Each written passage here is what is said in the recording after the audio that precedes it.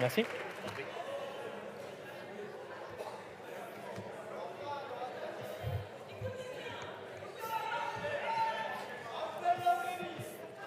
Présidente, collègues, ministres, en 3 mois de votre gouvernement minoritaire, voilà que ressurgissent des fléaux que nous pensions disparus dans notre pays. La France a faim, des enfants vont à l'école le ventre vide et les files alimentaires se peuplent d'étudiants. Le pays aura froid et c'est par les cols roulés et les privations que l'on nous invite à passer l'hiver, faute de blocage des prix de l'énergie. Mais, mesdames et messieurs les ministres, figurez-vous que le col roulé est connu depuis des décennies chez les personnes qui se privent d'ores et déjà de chauffage. Bref, à cause de vous, tout le monde a peur des mois à venir et voilà que vous y prenez goût en lançant la grande chasse aux chômeurs et la grande braderie aux salaires. Car que propose ce texte?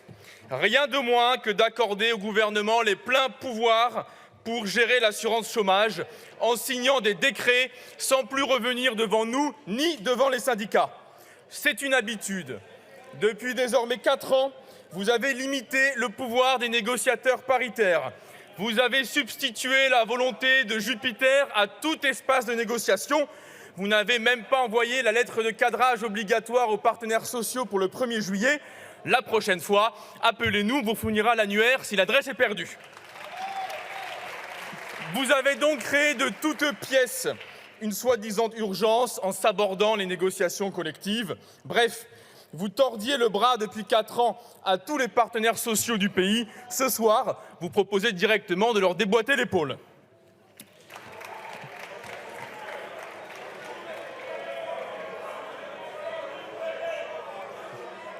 Gardez un peu de souffle, ça va durer 15 minutes. Alors, pourquoi ces méthodes brutales? On ne le sait même pas puisque l'article 1er demande certes les pleins pouvoirs pour réécrire à votre sauce l'assurance chômage, mais sans le courage politique d'annoncer publiquement ce que vous comptez mettre dedans. C'est bien entendu de mauvais augure, car soit vous en avez une idée précise et vous devez nous la communiquer pour que nous nous prononcions ce soir, soit vous n'en avez aucune idée et dans ce cas-là, allez régler vos comptes et votre congrès interne hors de notre hémicycle. On ne sait donc pas ce que vous comptez changer aux indemnisations, ni à leur versement, ni à la fraude patronale qui coûte tout de même 1 milliard d'euros par an aux chômeurs, ni au sort des intermittents du spectacle qui permettent à notre pays de demeurer la patrie des arts et de l'éducation populaire, ni par voie de conséquence à l'avenir et l'organisation du service public d'emploi, mission locale, maison de l'emploi, pôle emploi, etc., etc. Vous avez les idées claires sur rien du tout et vous voulez les pouvoirs sur tout. Ce sera sans nous avec un non. Néanmoins, vous avez donné quelques éléments en commission. Vous semblez vous accorder sur une chose qui a été rappelée juste avant, modifier la durée d'indemnisation des chômeurs en fonction de la conjoncture économique. Cela signifie que l'allocation chômage serait étendue lorsque la situation va mal et qu'elle serait raccourcie lorsque l'économie va bien. Et voici donc que la notion de droit disparaît, puisque 2 personnes qui auront exercé le même emploi, la même durée pour le même salaire dans le même contrat, auront 2 degrés et 2 registres d'indemnisation différents. Ce n'est donc plus une indemnisation chômage, c'est une pochette surprise qu'on nous demande d'adopter ce soir. Et qu'est-ce qu'une économie qui va bien? Aucune d'entre vous n'a la même réponse. Ceux qu'on entend le plus, ou en tout cas le plus fort, nous chantent le refrain du taux de chômage. On regarderait l'évolution du taux de chômage et on couperait les droits des gens en fonction. C'est évidemment d'une absurdité sans nom. Au mois de novembre dernier, on embauchait dans le BTP et on licenciait dans l'hôtellerie. Avec votre système, on aurait réduit les droits des salariés issus de l'hôtellerie au nom des recrutements dans le BTP. De la même manière, en 2020, le chômage des jeunes a augmenté, celui des seniors a baissé. Avec votre logique, on aurait coupé les droits aux jeunes au nom des embauches chez les seniors. Si vous procédez ainsi, c'est que vous n'acceptez pas le principe même de l'assurance chômage. Une idée simple, on met de l'argent dans une caisse et dès lors qu'un risque se réalise, on touche une partie de l'argent de cette même caisse. À vous écouter, il faudrait cesser de rembourser la grippe durant l'été, puisqu'il y a moins de risques de l'avoir et que donc on pourrait individualiser et culpabiliser les personnes qui en sont atteintes. Absurde, absurde dans le domaine de l'assurance maladie comme dans le domaine de l'assurance chômage. Car l'assurance sert évidemment à protéger l'individu, la personne elle-même, mais aussi à aider une société à avancer en période de crise.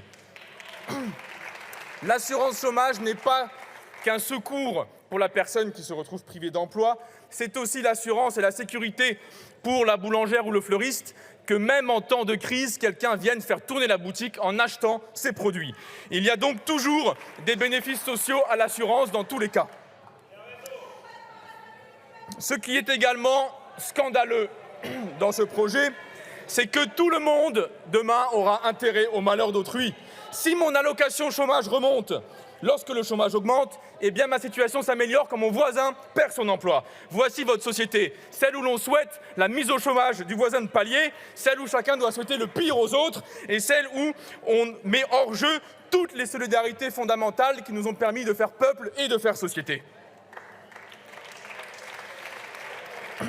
Il y a même dans votre idée quelque chose de juridiquement malsain. C'est le châtiment collectif dont on rappellera que notre droit le prohibe. En effet, la sanction est toujours individuelle puisqu'elle acte une responsabilité personnelle. Or, ce principe est largement méconnu dès lors qu'il s'applique aux chômeuses et aux chômeurs. Car, dans un foyer, qui souffre le plus lorsque l'on retire ses revenus à la famille? Les adultes? Pas du tout. Ce sont les enfants qui sont toujours et systématiquement les premières victimes. Et c'est chez eux que vous allez laisser la marque de la pauvreté. C'est eux qui vont devoir aller à l'école sans manger, rentrer le soir seuls car les parents font quelques heures d'intérim, tomber malades car l'appartement est mal isolé. Et chaque tour de vis sur les chômeurs était en réalité une condamnation de leurs enfants à la pauvreté. Tout cela au nom de l'incitation des chômeurs. Mais les inciter à quoi? Comment pensez-vous que vivent des chômeurs avec une indemnisation moyenne de 960 € par mois? Que fait-on dans ce pays avec 960 € par mois dès lors que l'on s'est acquitté du loyer? On hésite entre le médecin et les courses. Voilà la réalité, voilà le quotidien d'une personne qui survit avec l'allocation de retour à l'emploi. Croyez-vous que l'on puisse choisir de ne pas travailler lorsqu'on touche 960 €? Non, on se bat tous les jours pour tenir, aider ses proches et trouver un emploi qui nous est refusé.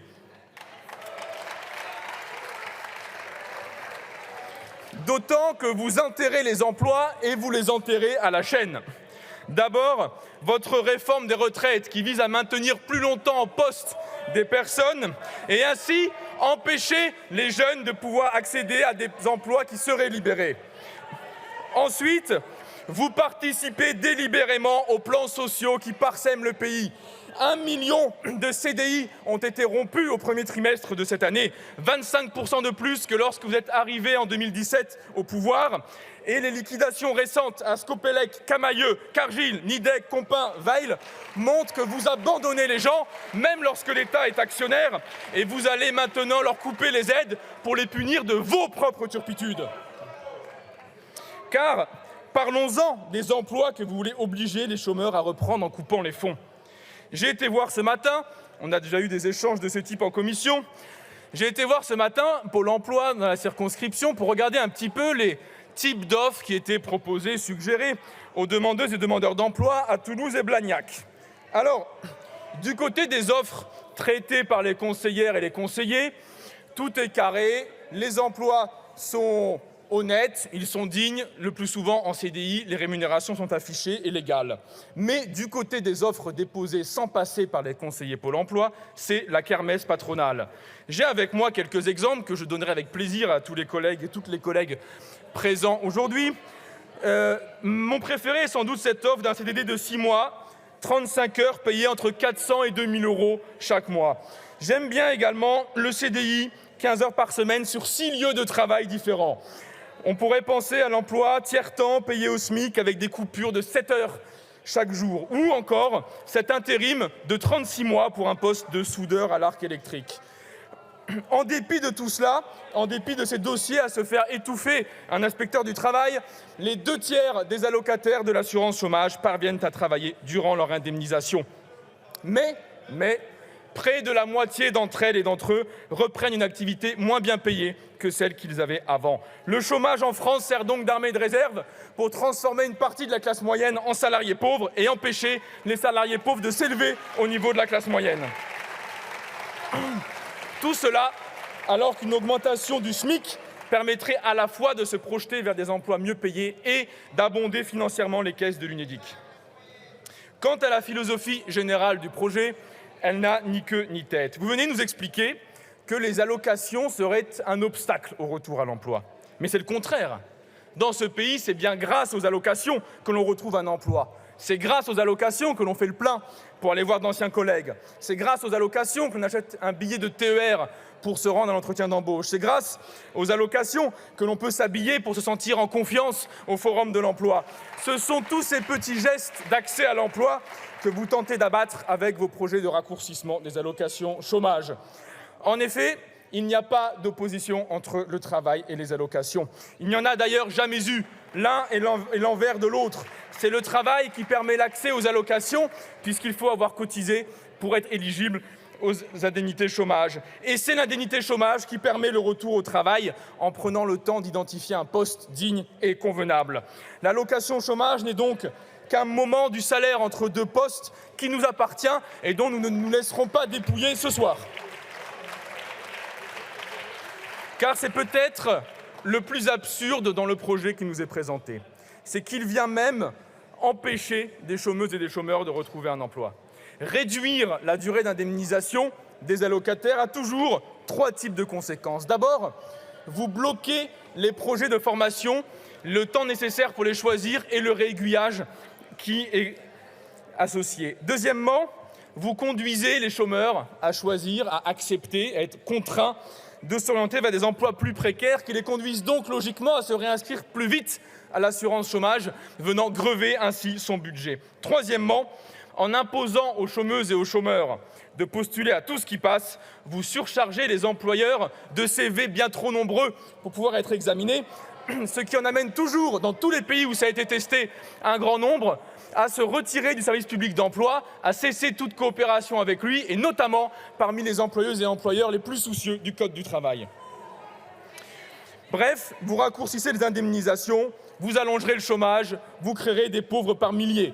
Plusieurs raisons de refuser dès maintenant ce projet. Et on attend d'ailleurs toujours le rapport sur la dernière réforme de l'assurance chômage permettant de savoir combien de pauvres elle a créé afin de vous donner peut-être quelques scrupules.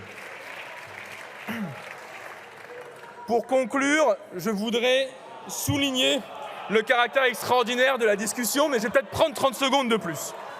À aucun moment, vous ne posez la seule question qui vaille. Comment des chômeuses et des chômeurs retrouvent-ils et retrouvent-elles concrètement un emploi? On le sait, c'est à condition d'avoir des activités extérieures qui aident à se stabiliser psychologiquement dans la recherche. C'est en ciblant bien les offres pour accumuler des connaissances dans un secteur professionnel ou une branche. C'est en contrôlant le temps passé dans la recherche d'emploi pour pouvoir tenir à terme dans cette course de fond. Tout cela est largement montré et réaffirmé par la recherche en sciences sociales sans que votre gouvernement n'en tire aucune conclusion. La nôtre est donc la suivante. L'inhumanité du traitement des chômeurs n'est pas le fruit de l'ignorance, elle est délibérée. Et cette précarisation malgré votre invention du bonus-malus. On taxe, vous l'avez évoqué tout à l'heure, les emplois précaires et on donne de l'argent aux employeurs qui se donnent la peine de respecter le Code du travail. Mais ce bonus-malus apparaît aujourd'hui pour ce qu'il est. Un cadeau à des employeurs de CDI qui ne demandaient rien et une taxe ridicule sur les pourvoyeurs d'emplois précaires qui s'en moquent. Le tout devant s'équilibrer. La Macronie a donc créé la taxe sur la précarité qui ne rapporte rien et qui n'aide même pas à protéger les chômeurs entre deux emplois précaires. Au contraire, la priorité du moment est à améliorer le niveau de vie des chômeuses et des chômeurs. Améliorer leur niveau de vie et protéger le salariat, c'est ouvrir des droits et indemniser dès le premier jour de la perte d'emploi et pas de la déclaration. C'est contrôler la qualité des offres d'emploi qui circulent dans le pays pour stabiliser les carrières. C'est ouvrir une garantie d'emploi par l'État lorsque le marché défaille et expulse 6 millions de personnes de toute activité dans le marché lucratif privé. Comment faire? Eh bien, en améliorant les comptes de l'Unédic par la hausse des salaires. car il n'y a pas de progrès envisageable dans ce pays sans hausse des salaires. C'était déjà ce que nous défendions en juin et en juillet, et c'est encore plus juste aujourd'hui qu'à l'époque.